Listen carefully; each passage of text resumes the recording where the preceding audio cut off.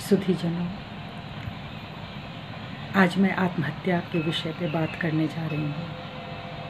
बहुत ही दुखद विषय है, निराशाजनक विषय है, लेकिन हमें अपनों से बात करना भी बहुत ज़रूरी है।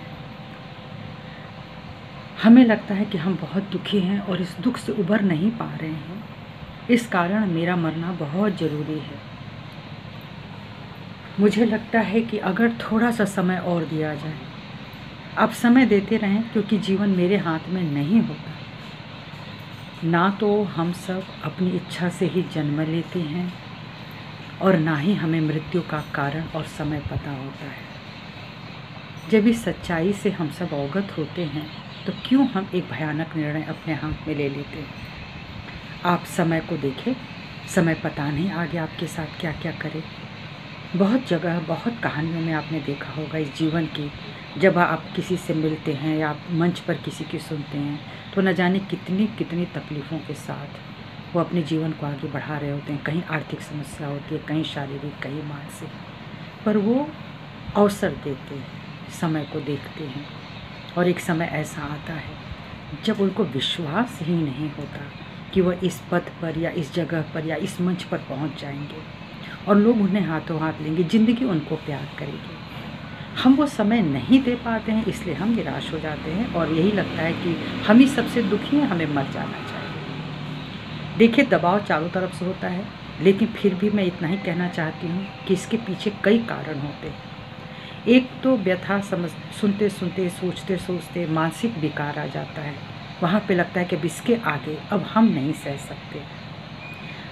हम ऐसा क्यों सोचते हैं? क्योंकि हमारा एक जो विश्वास बना है ईश्वर के प्रति या कॉस्मिक एनर्जी के प्रति, उसको हम खोने लगते हैं, हम खो देते हैं। हमें लगता है सब मजाक है। जब अच्छा होता है तो मिरेकल होता है, तब तो ईश्वर हमारे साथ होते हैं, उनके चमत्कार होते हैं।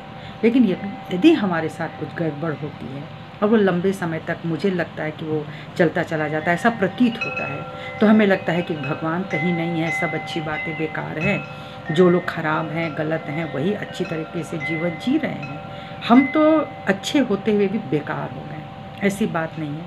हम समय का इंतज़ार नहीं कर पा रहे हैं। हमारे लिए भी एक समय बना हुआ है।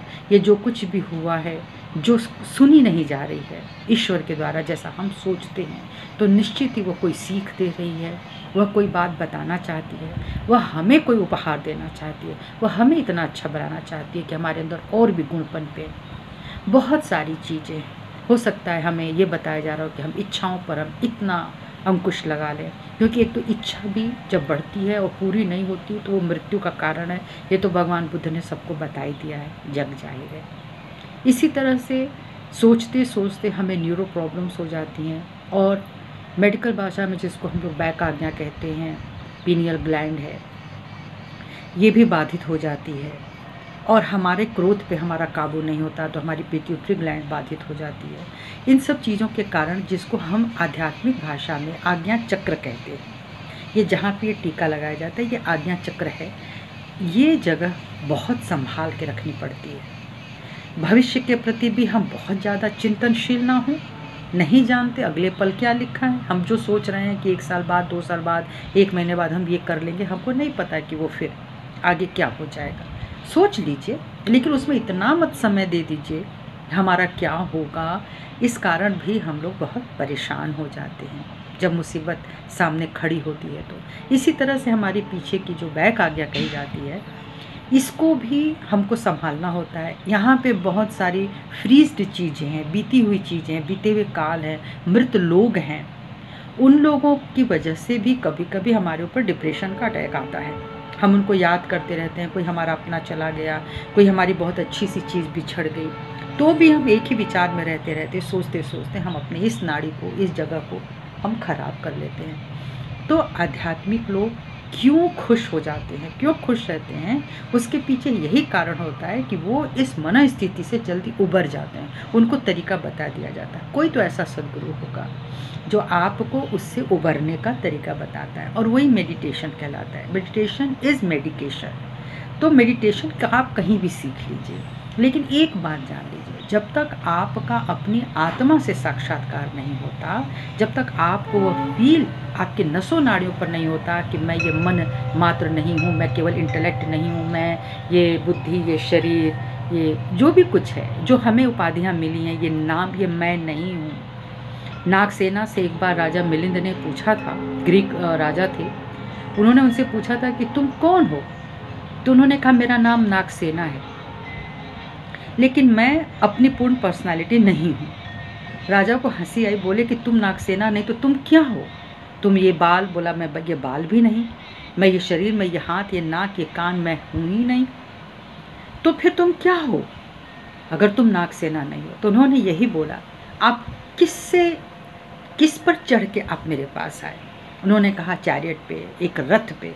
तो बोला क्या रथ का पहिया चैरियट है? क्या उस पर जो बिछा हुआ कुशन है वो है, या जो उस पर घोड़े लगे हैं वो है? बोले नहीं, इन सारी चीज़ों से मिलकर के वो बनता है, लेकिन उसके पीछे एक कंबाइंड जो फिलॉसफी है। तो नागसेना बोलते हैं बस वही जो कंबाइंड फिलॉसफी है, वो एक आत्मा, जिस आत्मा ने इसको धारण करा हुआ है वही बिखर जाता है। ये चीज़ें तो बिखर जाती हैं पर आत्मा इंटैक्ट रहती है। तो उस आत्मा से यदि आपका संबंध स्थापित हो जाए, आप उसको प्राप्त कर लें, तो आप अपने आत्म गौरव में चले जाएंगे, आत्मबोध में चले जाएंगे। आपको लगने लगेगा कि आज ये रुपया है, कल नहीं होगा, आज नहीं है तो कल हो जाएगा। शरीर जर्जर क्यों हो, बीमार क्यों हो? क्योंकि चिंताओं से और कुछ होगा नहीं, से बीमारी होगी, और बीमारी भी एक पराकाष्ठा तक ले जाती है कि हम मर जाएं।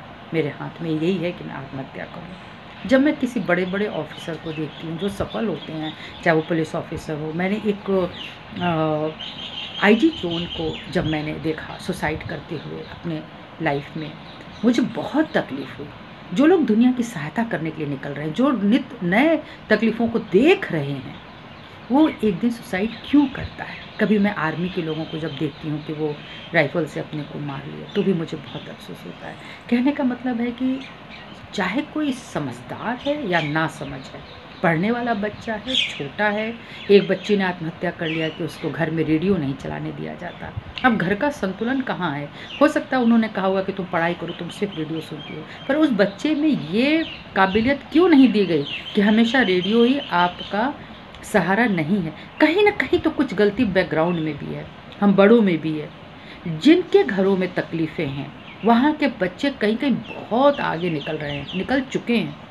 इसका मतलब है कि उस बड़ों में उतनी समझदारी है। तो इस समझदारी का भाव कहीं हम सब बड़ों में भी है, और हमारे आने वाली जो पीढ़ियाँ हैं जो समझना ही नहीं चाह रही हैं, गेम्स खेल रही हैं, शराब पी रही हैं, सिगरेट पी रही हैं, कैसे कहूँ कि वो अपनी आत्मा के पास हो सकते हैं? कभी नहीं हो सकते।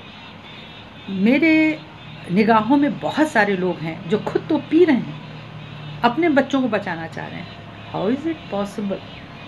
हो ही नहीं सकता। जो जीवन आप जी रहे हैं ना, वो बच्चे आपके देख रहे हैं, तो आगे तो आप उनका भविष्य स्वयं ही देख लीजिए क्या होगा। तो प्लीज़ इस तरह से बात को समझिए, थोड़ी ध्यान धारणा में जाइए। इसका मतलब नहीं कि आप ईश्वर की कोई मूर्त रख कर के आप उसको भजते रहें, पूजते रहें।